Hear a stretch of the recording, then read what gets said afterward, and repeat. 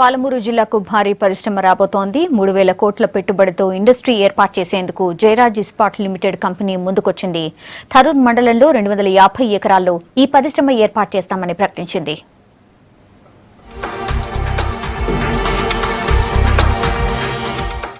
రాష్ట్రంలో మరో భారీ పరిశ్రమ ఏర్పాటుకు లైన్ క్లియర్ అవుతోంది.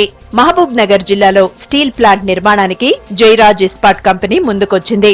దీనికి సంబంధించి రాష్ట్ర భారీ పరిశ్రమల శాఖ మంత్రి కేటీఆర్ తో Jayaraj Ispat limited company executive director Siddhartha Jain చర్చించారు. ప్లాంట్ ఏర్పాటు వివరాలను కేటీఆర్ కు చెప్పారు. వివిధ రాష్ట్రాల్లోని పరిస్థితులను, పాలసీలు పరిశీలించిన తర్వాత తెలంగాణలో పరిశ్రమ ఏర్పాటుకు నిర్ణయించుకున్నామని తెలిపారు.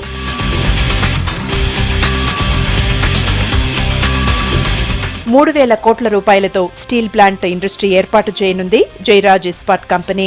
2 దశల్లో దీనిని నిర్మించనున్నారు. పరిశ్రమతో 1,200 మందికి ప్రత్యక్షంగా, మరో 3,500 మందికి పరోక్షంగా ఉపాధి దొరకనుంది.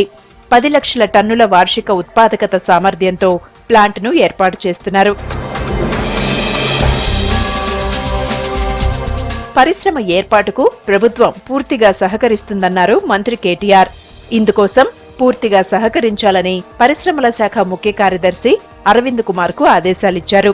మొదటి దశ పనులకు సంబంధించి పూర్తిస్థాయి అనుమతులు రాగానే స్టీల్ ప్లాంట్ నిర్మాణం మొదలు పెడతామని కంపెనీ యాజమాన్యం తెలిపింది. దేశంలోని అన్ని కంపెనీల కన్నా ఇక్కడ నాణ్యమైన స్టీల్ తయారు చేసే టెక్నాలజీ ఉపయోగిస్తామంటున్నారు. దీంతో కాలుష్యం కూడా నిర్ణీత పరిమితులు దాటకుండా ఉంటుందని చెబుతున్నారు.